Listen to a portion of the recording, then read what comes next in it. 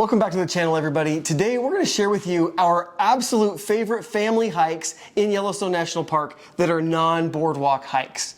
A quick disclaimer, Christine and I recorded this video on June 12th, 2022. That was a day of pretty big flooding, massive flooding and destruction on the northern loop of Yellowstone National Park. We didn't know it at the time, and quite honestly, it's one of the worst flooding scenarios I've seen in Yellowstone ever. The park northern loop is destroyed and unusable. As of today, the entire park is still closed. It is scheduled to reopen on June 22nd. All of the trails we mentioned in this video belong to the southern loop or the main loop, or even further south. So they will be unaffected mostly by the flooding that's recently happened. Our hearts and prayers go out to everybody in southwestern Montana and northern Yellowstone that have been affected by the flood. Hopefully we get to see some good rebuilding and restoration to those roads in the near future, but I think it's probably going to take years. So it's just something for all of you to be aware of. With that being said, let's get back to the video. Now, if you've never been to Yellowstone, you must do the boardwalks. This is every place where you've got pavement or they've got the nice boards out where you can walk a nice easy walk around whatever geyser or feature is in the park. But what we're talking about today are the real hikes. These are the backcountry, dirt, get a little gravel in your travel type of hikes. Gravel in your travel? Yeah. I have never heard that. Oh yeah, it's great. It's a country song, actually. It's a country song? It's a country song. The non-boardwalk hikes are fantastic because you get into the backcountry where there's not as many crowds. 90% of everybody that's going to Yellowstone is going to do the boardwalks. Everybody else is trying to get away from the crowds a little bit. And this is one way to get a little bit further away from all the hustle and bustle of the park. Less crowded. I think you have a more chance of seeing wildlife. Wildlife. For sure. And I personally just really like going to places that not very many people get to see. Yeah. So I find it really fun. Yeah, you have to work for some of these. Yes, you do. So what we're going to do is we're going to start this off and we're going to go from easiest to most difficult. Okay. And that way you can kind of gauge where your age levels are. We're going to tell you a little bit about our personal stories with each one of these trails and how old our kids were. Some of these trails that we've done, we did when the kids were very, very young. Like I was carrying Haley and Andrew at the same time. Excuse me. We were both carrying Haley and Andrew. I did my fair amount of carrying. Okay, the first one is Observation Point and Solitary Geyser at Old Faithful. When you go into Old Faithful, this is the trail that kind of goes up on the hill above and behind. Right. And it does have a little bit of boardwalk in it, and then it ends up becoming dirt a little bit up on top. To be fair, you do have to see Old Faithful if you've never seen it. Like you have to.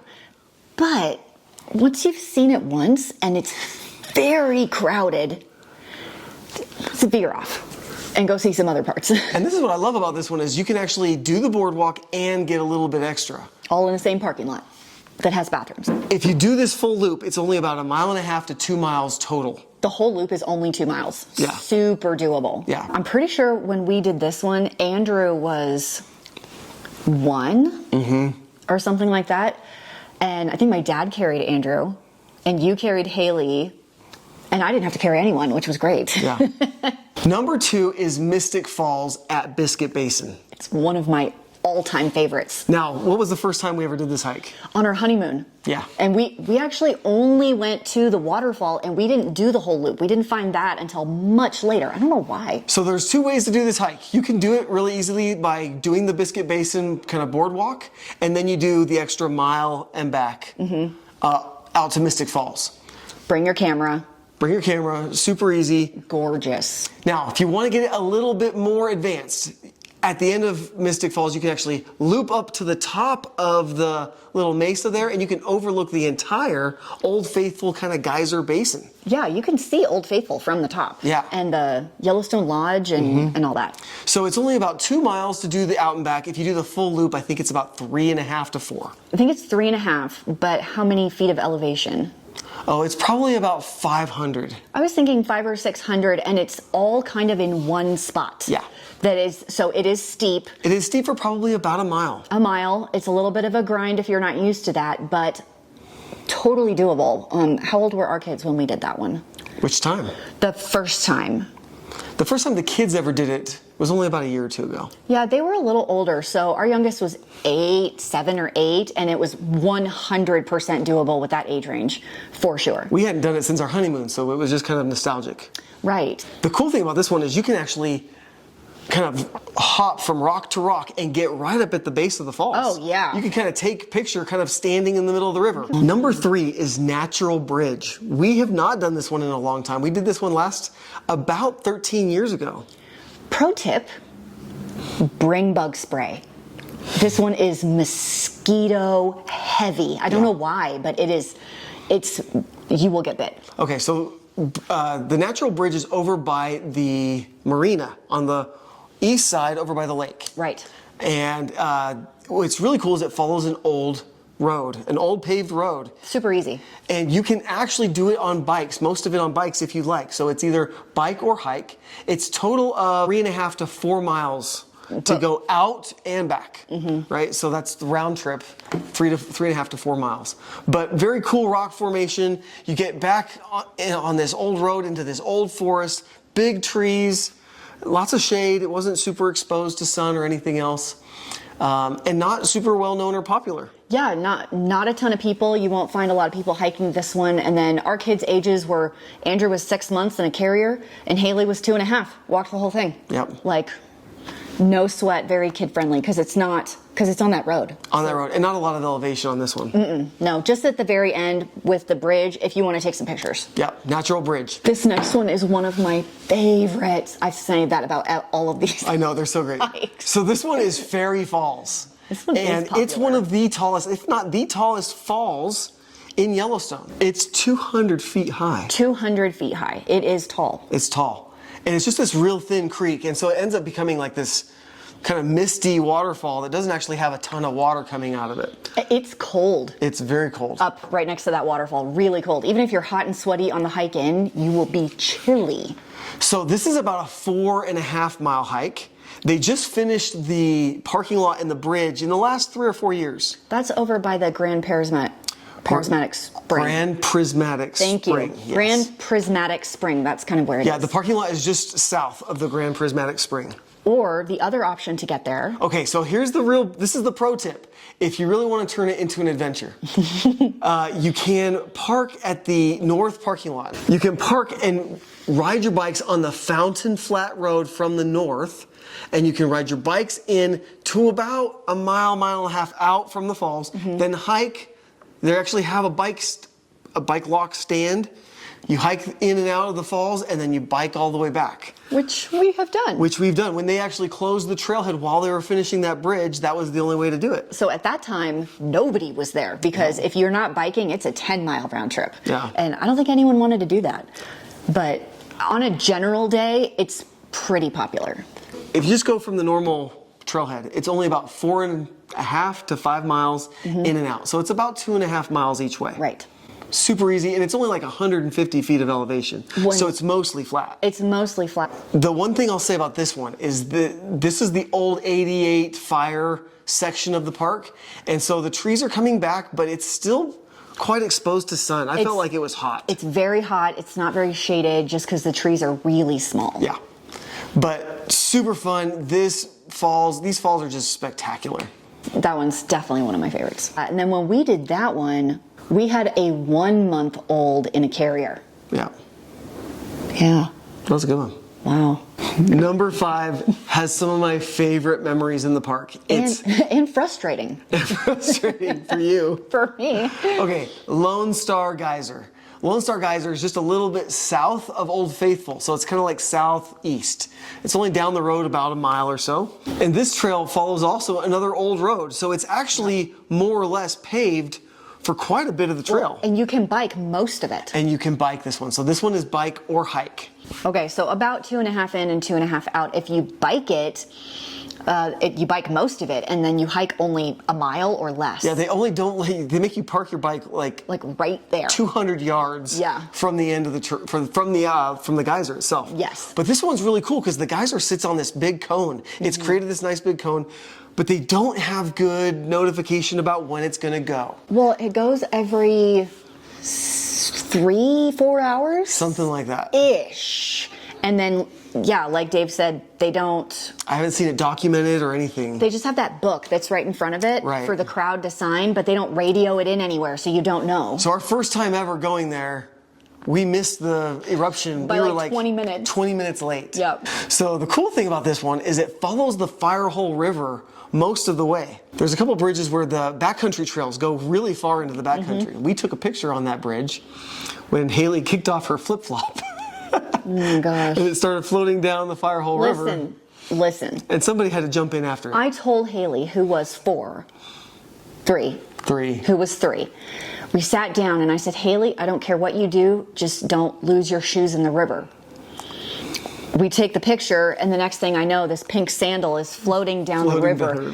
And I looked at that sandal floating down, and I tried to weigh the pros and cons. Like, there's no way I'm going after this dang She was sandal. honestly not going to go until I was not going to go. I got after you. I was like, get it! I don't want to have to carry her the whole way home. And I was like, this piece of garbage, pink shoe. And I ran into that stupid river, and I got that shoe. It was fun. You didn't get in the river to get the shoe. What was crazy is Haley was 3.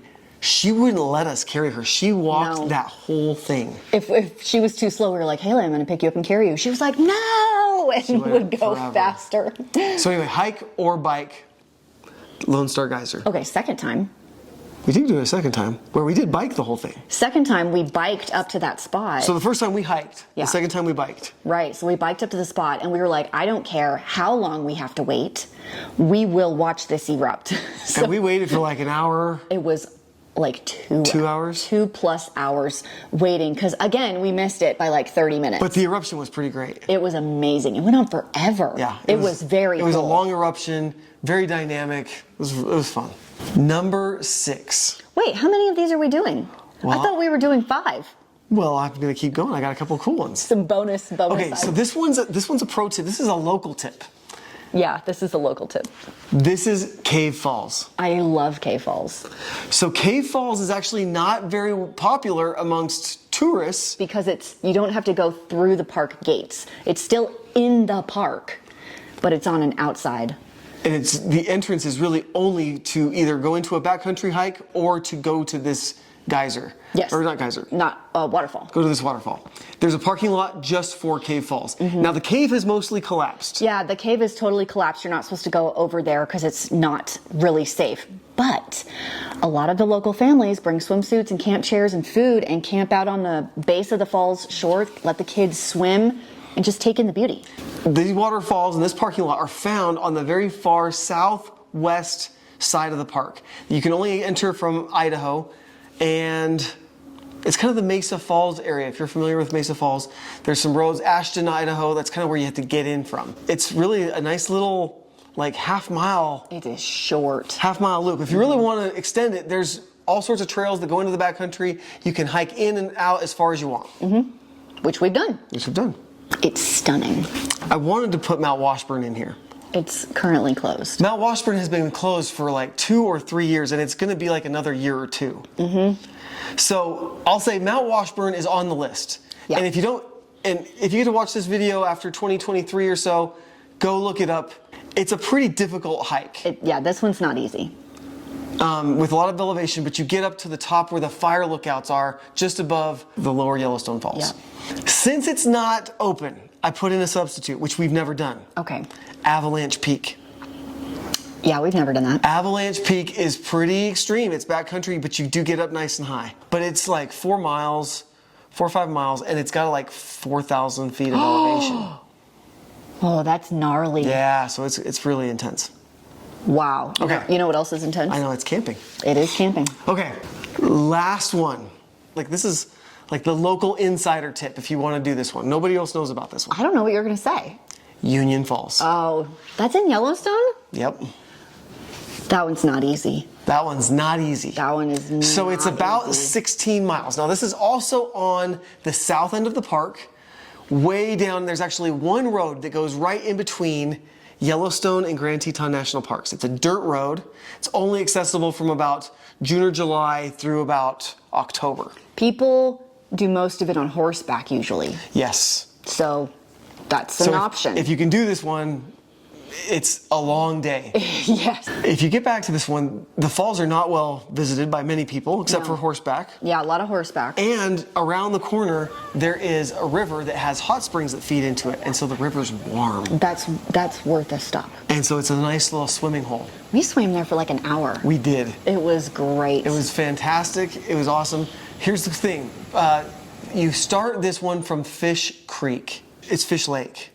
Yes, it is Fish Lake. I remember because we walked right by it. So you start this one from Fish Lake. It's about 9 miles in and 9 miles out. There's a bunch of river crossings. If you go from Fish Lake, it's pretty flat. Yeah, it's really flat. But there's 3 river crossings. And it's cold. The river's very cold. And I would not do it barefoot. I would do a water shoe. Because it's the river rocks. It's very slick. So we did this one last year. Our kids were a little bit older. Our youngest was 9. Oldest was 16. The 9-year-old had a hard time. And we went in July or August. July or August, I can't remember. And the river crossings were not deep. They were knee high. To my knee. Knee high. And they were not dangerous. It's not swift or anything like that. So I totally endorse this one. If you can figure out how to do it, like this is the real Yellowstone. Our 9-year-old kind of was about done by mile 15. And he's tough. Oh yeah, we were all done. It was a long way. I mean, I was done, but I'm an adult, so I could have just sucked it up. But this was a true Yellowstone adventure. Yeah. And if you're gonna do these backcountry hikes, I just have to put one plug in here. You've got to take some pepper spray. Bear spray. You need bear spray, and I wouldn't don't put it in your pack. Keep it on your hip, or even better, in your hand. In your hand. I always keep it on my hip. The worst accidents are when you surprise a bear, and when you surprise a bear, your time to react is going to be seconds. You will not have time to dig in your bag for your bear spray. That being said, I have not seen bears on any of these backcountry trails. The ones we just talked about, no. I haven't seen bears on any of them. No. So there you have it. Those are some of our favorite backcountry Yellowstone hikes. If you've got other trails that you think are better in the backcountry, better for families, leave us a comment, let us know down below so we can add it to the list, and we'll do them this summer. Stay tuned for the next episode. We'll go into detail on Grand Teton National Park hikes. Thanks for hiking with us today. We'll see you in the next video.